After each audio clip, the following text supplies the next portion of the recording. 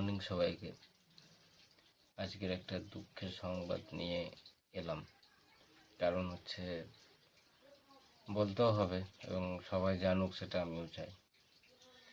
ব্যাপারটা হলো, আমার সিকিম যাওয়ার কথা ছিল 2025-এ দুর্গাপুজোর সময়।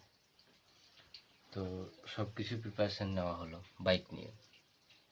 প্রিপারেশান নেওয়ার পর যখন আমি ওখানে ফোন করে একটা কন্ট্যাক্ট নাম্বারে ফোন করলাম, ওর নাম হচ্ছে লাজেন লামা।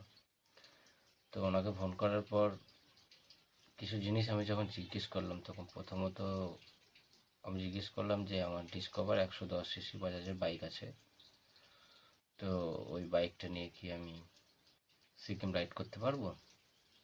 প্রথমত বললো না, কারণ হচ্ছে ওখানে রুলস হয়েছে যে স্কুটিতে প্রথমত অ্যালাউ নেই, আর বাইক হচ্ছে মিনিমাম সেগমেন্ট হতে হবে ওর 150 সিসি। 150 সিসি নিচে কোনো বাইক ওপরে উঠতে দেবে না। গ্যাংটক অবধি পারমিশন আছে, বাট ওর পরে আর নেই।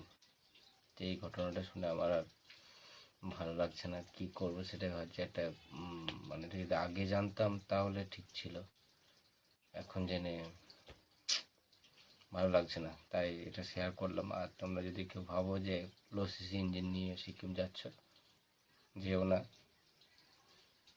উঠতে দেবে না।